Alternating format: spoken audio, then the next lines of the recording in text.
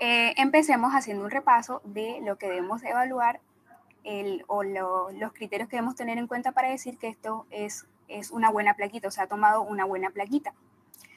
Entonces, para ello, el primer criterio es la inspiración. Entonces, debemos contar entre 9 a 10 espacios intercostales posteriores en la plaquita, ¿ok?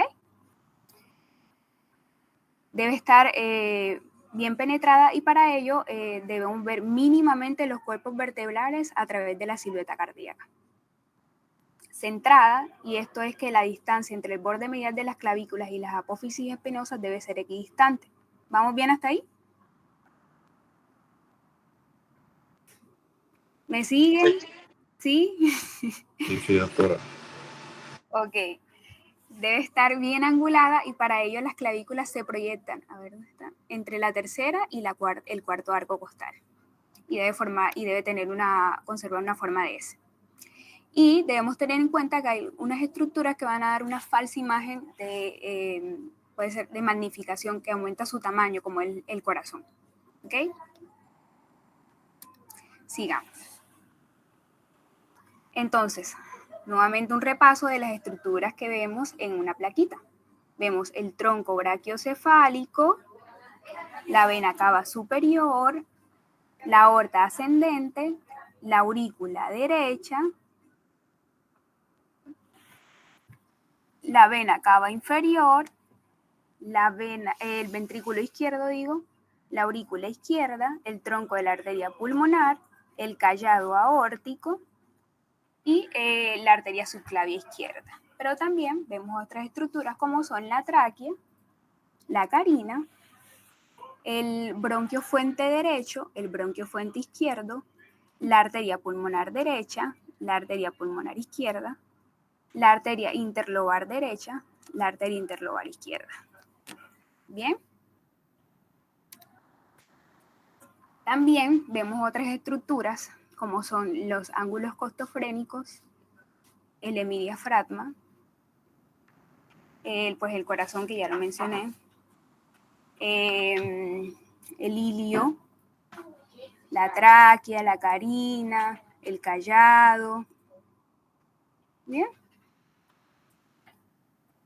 Bueno, luego cuando pasamos a una proyección lateral debemos tener en cuenta que hay un espacio radioluz, el espacio retroesternal.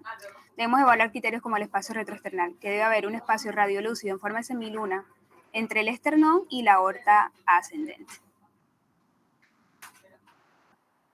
Que debe haber en la región iliar ausencia de masas.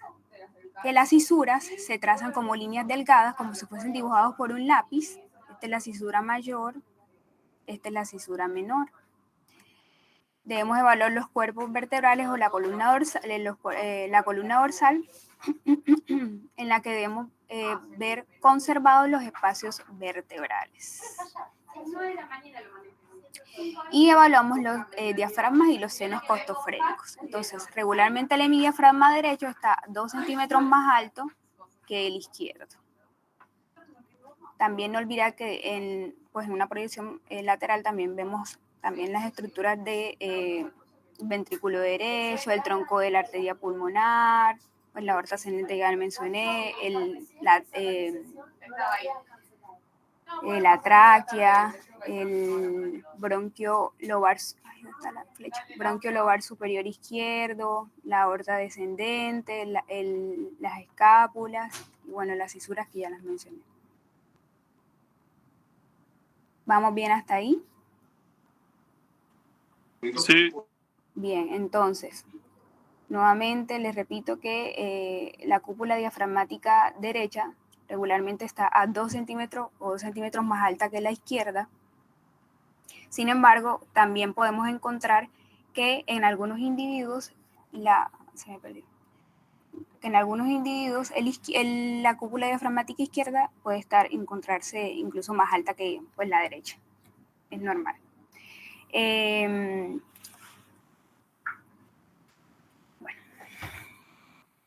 Sigamos. Bien, estas plaquitas las traje para que nuevamente revisemos las cisuras. Entonces, esta es la silueta de la cisura menor y esta es la silueta de la cisura mayor. ¿Qué pasa? Estas se ven regularmente como una línea blanca, como si fuese dibujado nuevamente por un trazo de lápiz. Y cuando nosotros vemos que hay un engrosamiento de la cisura, por lo regular hay alguna patología que está a nivel de ese lóbulo. En este caso, una consolidación.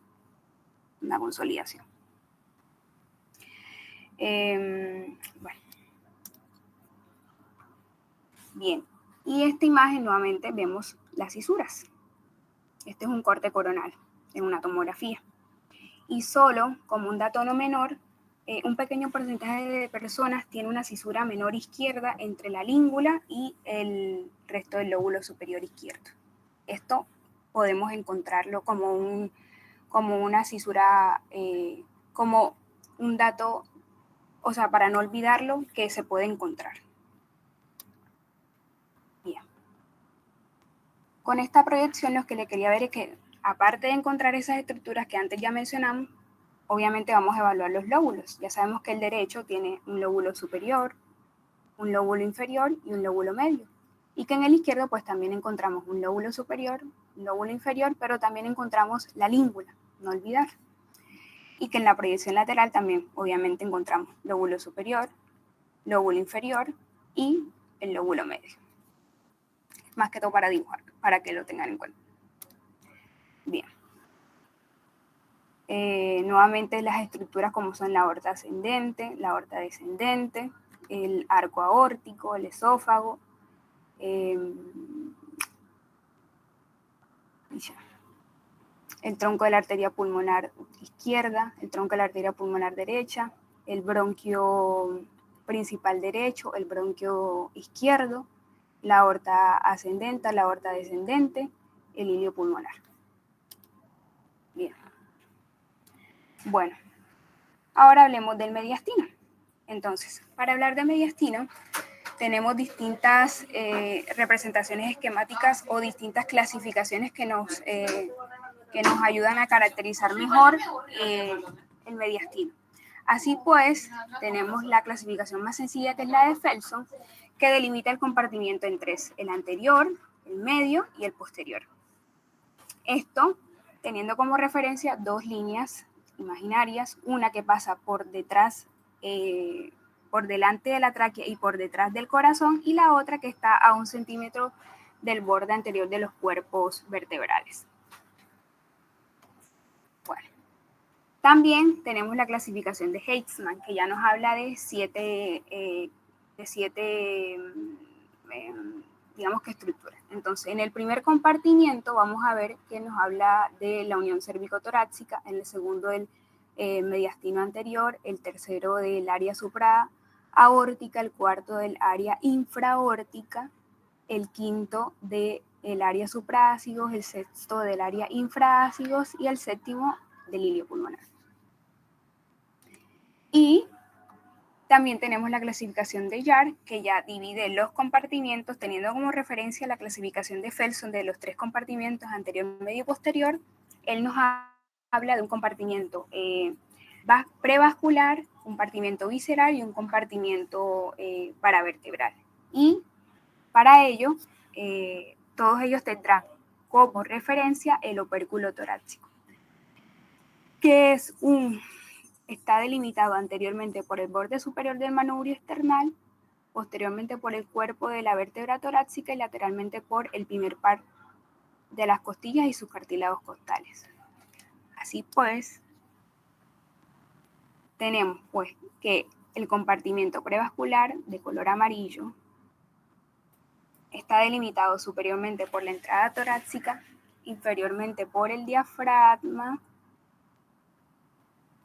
anteriormente por el esternón y lateralmente por la pleura mediastínica parietal y posteriormente por la cara anterior del pericardio, y su contenido va a incluir estructuras como lo son el timo, la grasa, los ganglios linfáticos y el tronco brachiocefálico. Por ende, las patologías más frecuentes que allí encontraremos van a ser las relacionadas con las lesiones tímicas, como son los quistes, como son las hiperplasias y los tumores malignos como el carcinoma tímico. Pero también las linfadenopatías, como son los linfomas o las linfadenopatías mediastínicas y el bocio intratorácico. Bien. El compartimiento visceral de color rojo. Está delimitado superiormente por la entrada torácica, inferiormente por el diafragma, anteriormente por el límite posterior de la línea imaginaria vertical del compartimento prevascular, y posteriormente por una línea imaginaria vertical que conecta el cuerpo, un punto entre los cuerpos vertebrales torácicos a 1 centímetro del margen anterior de la columna. Entonces, dicho contenido incluye estructuras vasculares y estructuras no vasculares. En las estructuras vasculares tendremos obviamente el corazón, la vena cava superior, la aorta torácica descendente, la arteria pulmonar intrapericárdica y el conducto torácico. Y las no vasculares, como son la tráquea, el esófago, la carina y los ganglios linfáticos. Por ende, las patologías que allí encontraremos son las linfadenopatías, las lesiones traqueales, las neoplasias esofágicas y las menos frecuentes, como son las que surgen del pericardio y de los grandes vasos. Y tenemos el compartimento paravertebral de color azul, que se encuentra nuevamente delimitado por la entrada torácica, inferiormente por el diafragma, anteriormente por la línea límite correspondiente al margen posterior del compartimiento visceral y posteriormente por una línea imaginaria que conecta la columna, posteriormente a la columna y a la apófisis transversa. En su contenido va a incluir la columna dorsal y los tejidos blandos paravertebrales. Por tanto, las patologías consistirán en neoplasias neurogénicas, las que surgen de los ganglios de raíces dorsales, las lesiones de origen infeccioso como son las discitis, las osteomelitis, las traumáticas, las lesiones traumáticas, o las menos tumorales o las menos frecuentes como son la hematopoiesis o la extramedular. Bien. Bueno, entonces ahora un repaso de los bronquios. Ya sabemos que la vía respiratoria inicia en la tráquea, que es una estructura tubular y cartilaginosa que inicia desde la inserción del cartílago cricoide a nivel de C6 hasta su bifurcación, que ocurre a nivel de T5, T6, en donde una vez se bifurca va a dar las dos ramas principales, que son los bronquios principales, ¿no? El derecho y el izquierdo, siendo el derecho más rectilíneo y que sigue prácticamente la dirección de la tráquea. El derecho es mucho más voluminoso, pero mucho más cortito que el izquierdo. Una vez han hecho su división principal, van a hacer su división lobar, que va a ser hacia cada uno de los lóbulos. Por ende, siendo el derecho, va a tener 3 bronquios lobares, superior, en medio e inferior, y el izquierdo 2 lobares, el superior e inferior. Y una vez han dividido en los lobares, van a dividirse a nivel segmentario en los segmentos broncopulmonares. Así tenemos que para el derecho vamos a tener los segmentarios que van a ser a nivel superior el apical, el posterior y el anterior. A nivel medio sería el lateral y el medial. Y a nivel inferior el superior, el medial, el posterior, el lateral y el anterior. Bien, y una vez han hecho, bueno, terminamos acá. Y en el caso del izquierdo, ¿cómo es que se llama? Los bronquios segmentarios se van a dividir, bueno, los lobares se van a dividir en segmentarios, así tendríamos que para el superior lo dividimos en ápico posterior y el anterior y el lingular, que se divide en superior e inferior lingular. Y el inferior, el bronquio lobar inferior, va a ser la división hacia los segmentos inferiores, que serían el superior, el anterobasal, el laterobasal y el posterobasal. Y una vez han hecho esa división segmentaria, van a hacer una cuarta división, que serían ya los bronquiolos terminales. Bien. Bueno, ahora pasemos a hablar acerca de los ganglios. Entonces,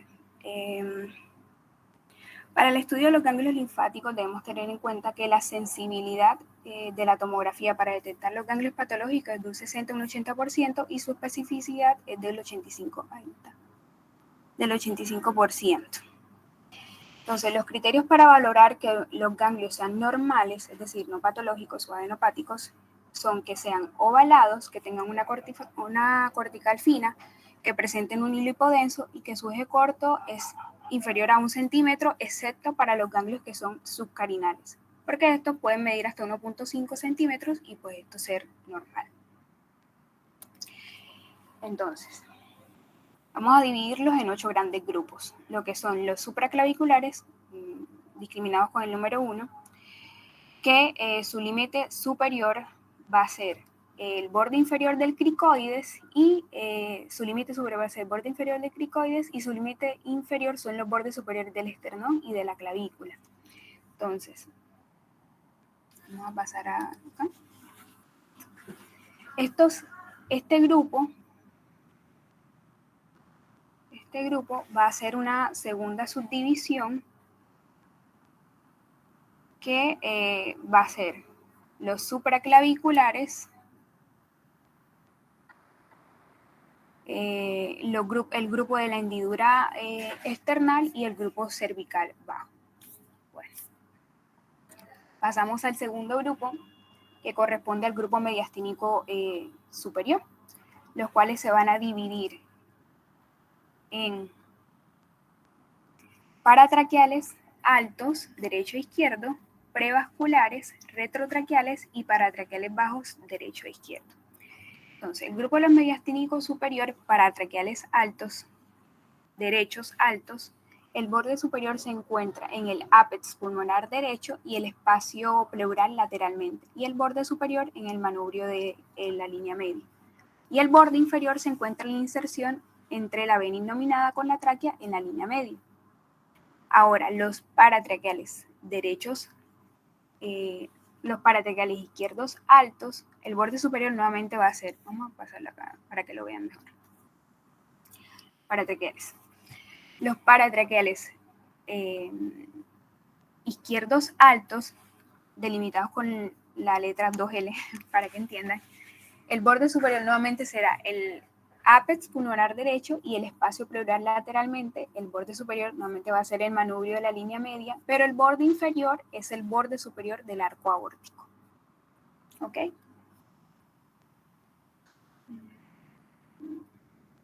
Aquí una representación. Bueno. Ahora, seguimos hablando del grupo mediastínico superior. Entonces ahora tenemos los prevasculares.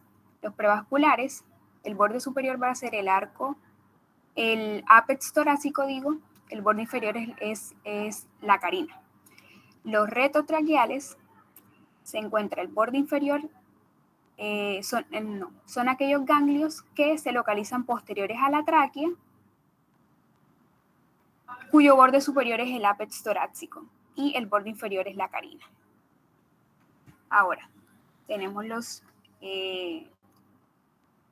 paratraqueales, pero bajos. Entonces, los paratraqueales bajos van a ser derechos e izquierdos, nuevamente. Entonces, los derechos van a ser el borde superior es la inserción del borde caudal de la vena innominada con la tráquea y el borde inferior es el borde inferior de la vena ácidos. Y los paratraqueales izquierdos bajos, el borde superior es el grupo, este grupo pertenece el borde superior es el arco aórtico y el borde inferior es el borde superior de la arteria pulmonar principal. Bueno. Ahora pasamos al tercer grupo, que corresponde al grupo de la ventana aortopulmonar. Este grupo se subdivide en los subaórticos, numerados con el número 5, y los paraórticos, numerados con el número 6. Entonces, los subaórticos son aquellos que se encuentran laterales al ligamento arterioso. El borde superior de ellos corresponde al arco aórtico y el borde inferior es el borde superior de la arteria pulmonar principal, la arteria pulmonar izquierda. Y el grupo paraórtico, numerado con el número 6, son los ganglios que se encuentran anteriores y laterales a la aorta. El borde superior es una línea tangencial que atraviesa el borde superior del arco aórtico. Estos ganglios se ven mejor en un corte axial. Bueno. Ahora, continuamos con el cuarto grupo, que son los subcarinales. Los subcarinales, su borde superior es la carina. Bueno, están numerados con el número 7. Y su borde inferior es el borde superior del bronquio lobar inferior izquierdo a la izquierda, y el borde inferior del bronquio intermedio a la derecha. Ahora continuamos con el quinto grupo, que corresponde al grupo mediastínico inferior. ¿Okay? Entonces estos van a estar numerados por el 8, los que son los ganglios paraesofágicos, y con el 9 los que son los ganglios del ligamento pulmonar. Entonces, los ganglios paraesofágicos son aquellos localizados adyacentes a la pared esofágica y a la línea media izquierda y derecha, excepto aquellos que se encuentran en el grupo subcarinal. Y los ganglios del ligamento pulmonar están localizados en el ligamento pulmonar, y su borde superior es la vena pulmonar inferior y su borde inferior es el diafragma. Bien. El sexto grupo corresponde a los grupos iliares. Entonces, chao, chis. Estos se encuentran adyacentes. Los grupos iliares están numerados por el número 10 y los grupos interlobares número 11. Entonces, los grupos iliares se encuentran adyacentes a los bronquios principales y los vasos iliares. Su borde superior es el borde inferior de la vena ácigos, a la derecha, y el borde superior de la arteria pulmonar a la izquierda. El borde inferior es la región interlobar de ambos. Y pues los ganglios interlobares se localizan en el origen del bronquio lobar del grupo. Así, si están en el derecho, pues el bronquio lobar derecho, y si está en la izquierda, el bronquio lobar izquierdo. Y por último, y ya casi finalizando, los ganglios periféricos son, aquí no tengo la fotito, aquí no se ven, pero están los lobares, que son adyacentes a los bronquios lobares, los segmentarios, que son adyacentes a los bronquios segmentarios, y los subsegmentarios, que son adyacentes a los bronquios subsegmentarios, y otros ganglios, como son los ganglios cardiofrénicos, los ganglios mamarios internos e intercostales, y los paravertebrales. Bien, eso sería todo.